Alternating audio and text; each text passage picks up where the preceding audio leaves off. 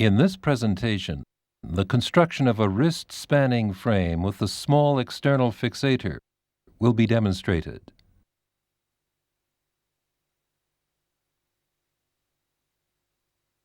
The objectives of the exercise are to understand the clinical indications for the application of the small external fixator, the correct positioning of the shunt screws, and the construction of the wrist-spanning frame. The most common indications for the wrist-spanning construction of the small external fixator include extra-articular distal radius fractures and intra-articular fractures with or without other means of stabilizing the additional fragments. The instruments needed for this exercise are the compact air drive, the quick coupling, and the drive adapter with quick coupling for 4.0, 3.0 shunt screws. 4 80mm long 4.0, 3.0 self-drilling shunt screws with a thread length of 20 millimeters. Also needed are the drill sleeve assembly, which includes the handle, the drill sleeve, and the trocar. The construction of the bridging frame requires 4 MR-safe self-holding clip-on clamps, 2 4mm diameter connecting rods, 2 MR-safe self-holding clip-on combination clamps, and 1 additional 4mm diameter connecting rod. To tighten the frame assembly, the 7mm socket wrench and the 7mm combination wrench are needed. For the application of a neutralization rod, 2 additional MR-safe self-holding clip-on clamps and 1 200mm long 4mm diameter connecting rod are needed.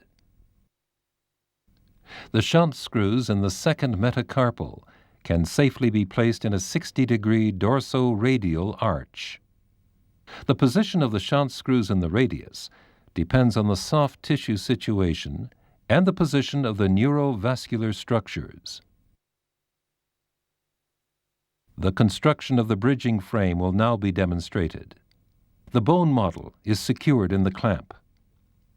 After a stab incision is made, the drill sleeve assembly is inserted through the incision and placed directly on the bone surface. Care must be taken to avoid the superficial branch of the radial nerve. The trocar and drill sleeve are removed. The self-drilling shunt screw is inserted into the adapter. The power drive is used to advance the shunt screw through the threaded drill sleeve until the tip is anchored in the far cortex. In the clinical situation, irrigation is recommended while inserting the shunt screws. The image intensifier can be used to check the final position of the shunt screws. The tip of the self-drilling shunt screw must be anchored in the far cortex to ensure stable fixation.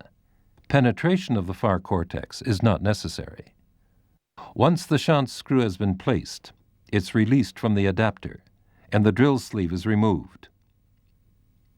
The remaining shunt screws are now inserted in the same way. For best stability, spacing should be maximized, and the distal shunt screw should be as close to the fracture as possible.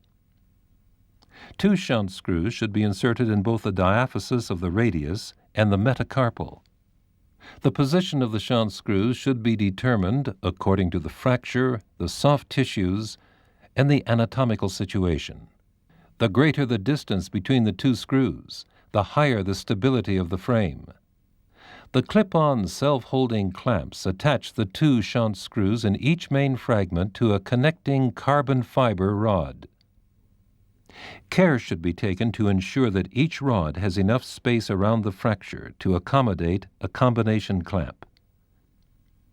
The clamp nuts are tightened first by hand and then with the 7mm socket wrench.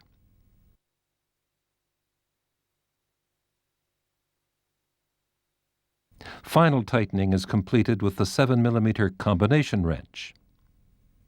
The rod ends of the 2 fragments nearest the fracture are connected to a third rod, using one clip-on self-holding combination clamp for each fragment. The nuts of the combination clamps are not yet tightened. The fracture is reduced, and the reduction is verified under image intensification. The reduction is maintained by hand, and the nuts of the combination clamps are tightened alternately.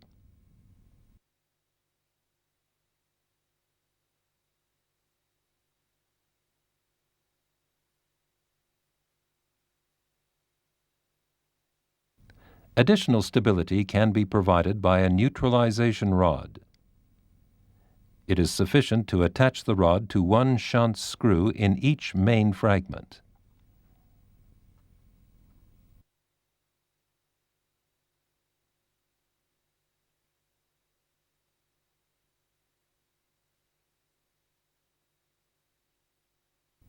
This presentation has demonstrated the positioning of the self-drilling shunt screws and the correct construction of the wrist-spanning frame.